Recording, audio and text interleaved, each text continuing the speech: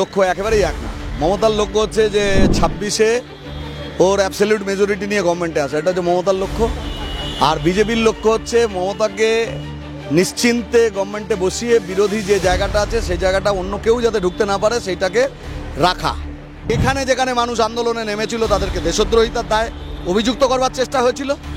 এই সমস্ত কাণ্ড যখন জনগণের আন্দোলনে পিছাতে বাধ্য হয় সরকার, এখন ইলেকশন কমিশনকে দিয়ে সেই এনআরসি এসআইআরের মাধ্যমে আনার বন্দোবস্ত করা হচ্ছে। মমতার গভর্নমেন্ট আর বিরোধী বিজেপি এইটা নিশ্চিত করবার জন্য এক হিন্দু মুসলমান বিভাজন, আর তার সাথে এখন বাংলাভাষী মানুষের ওপর হেনস্থা গোটা দেশ জুড়ে বিজেপি করছে।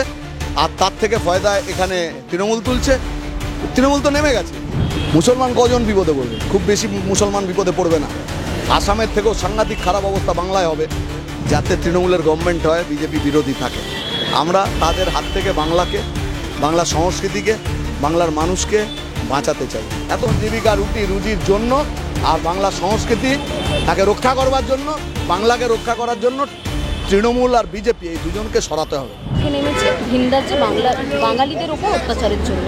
কিছুদিন পর মমতা বন্দ্যোপাধ্যায় পথে নামবে। আপনারা কি, যেহেতু আপনাদের লক্ষ্য এক, আন্দোলনের কারণ এক, তা একসাথে কি পথে নামবে? না না না, দুজনের লক্ষ্য একেবারেই এক না। মমতার লক্ষ্য হচ্ছে যে 26-এ ওর অ্যাবসলিউট মেজরিটি নিয়ে গভর্নমেন্টে আসে, এটা হচ্ছে মমতার লক্ষ্য।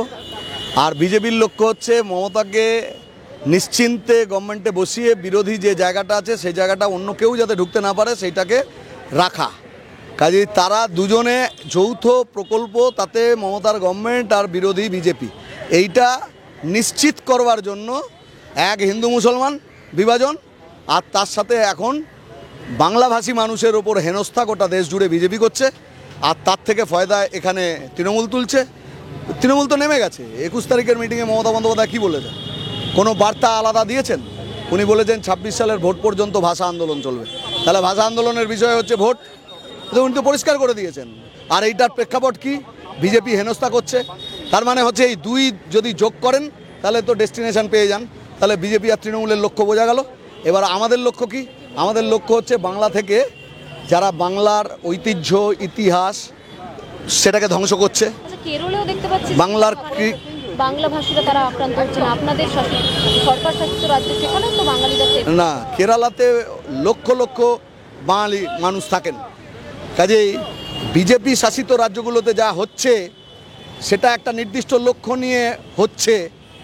এর সাথে যুক্ত হচ্ছে আসামে এনআরসি, এর সাথে যুক্ত হচ্ছে এসআইআর, সব মিলিয়ে যে প্রজেক্ট, সেই প্রজেক্টটা বিজেপি এবং তৃণমূলের যৌথ।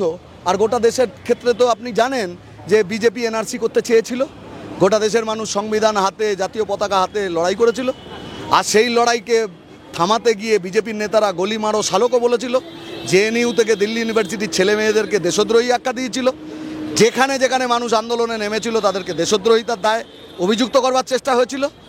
এই সমস্ত কাণ্ড যখন জনগণের আন্দোলনে পিছাতে বাধ্য হয় সরকার, এখন ইলেকশন কমিশনকে দিয়ে সেই এনআরসি এসআইআরের মাধ্যমে আনার বন্দোবস্ত করা হচ্ছে। বিজেপি করছে, এরা হুঙ্কার দিচ্ছে এখানে তা প্রয়োগ করবে। সব মিলিয়ে যে বাইনারিটা এখানে ফিকে হয়ে যাচ্ছিল, মানুষের জীবন জীবিকা রুটি রুজি, চাকরি নেই বাকরি নেই, জিনিসপত্রের দাম বাড়ছে, মজুরি সামান্য, কোনো স্থায়িত্ব নেই কাজের, নিরাপত্তা নেই কাজের, ভালনারেবল জব, শিক্ষা লাটে উঠে গিয়েছে, মেসেজ পার্লার হয়ে গিয়েছে কলেজের ইউনিয়ন রুম, হসপিটালগুলো ডেড বডি মেডিকেল বর্জ্যের ব্যবসার জায়গা হয়ে গেছে, কলেজ থেকে হসপিটাল সেখানে ধর্ষণ হয়, হাজারো সমস্যা নিয়ে মানুষ জেরবার। এখন মানুষকে তার মধ্যে রাতের ঘুম চলে যাবে হচ্ছে কাগজ জোগাড় করতে। কারা বিপদে পড়বে? মুসলমান কজন বিপদে পড়বে? খুব বেশি মুসলমান বিপদে পড়বে না। আসামের থেকেও সাংঘাতিক খারাপ অবস্থা বাংলায় হবে। অধিকাংশ মানুষ যারা বিপদে পড়বে তারা হচ্ছে উদ্বাস্তু মানুষ, দলিত, আদিবাসী, তপশিলি জাতি, উপজাতি, জনজাতির গরিব অংশের মানুষ, যাদের বন্যায় ঘরবাড়ি ভেঙে যায়, আয়লা আমফানে ঘরবাড়ি ধূলিসাৎ হয়, শিক্ষা যেখানে খুব একটা প্রসারিত নয়, অত্যন্ত কায়িক শ্রম দিয়ে বেঁচে থাকতে হয়, সেই সব মানুষের কাছে এই সব ডকুমেন্ট নেই।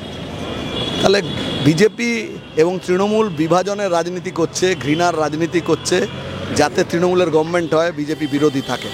আমরা তাদের হাত থেকে বাংলাকে, বাংলা সংস্কৃতিকে, বাংলার মানুষকে বাঁচাতে চাই। এত লোক পরিযায়ী হচ্ছে কেন? এখানে যদি কাজ থাকতো পরিযায়ী হতো, শ্রমিকের বাইরে যেত। এখন এখানের সঙ্গে বিহার আর উত্তরপ্রদেশ নাকি কম্পিট করছে কার বেশি পরিযায়ী শ্রমিক আছে। তাহলে এই চেহারা তো বাংলায় ছিল না। তাহলে এই পরিযায়ী শ্রমিকদের হেনস্থার জন্য পরোক্ষভাবে মমতা দায়ী। আর আরেকভাবে দায়ী হচ্ছে যে তৃণমূল এবং বিজেপির গেম প্ল্যান অনুযায়ী, পরিকল্পনা অনুযায়ী, চক্রান্ত করেই 26-এর ভোটের আগে এটা করা হচ্ছে। আমার লাস্ট কথা হচ্ছে যে আপনি এটাকে ছাড়ুন, সবাইকে শোনান, এটাকে কাউন্টার করুন।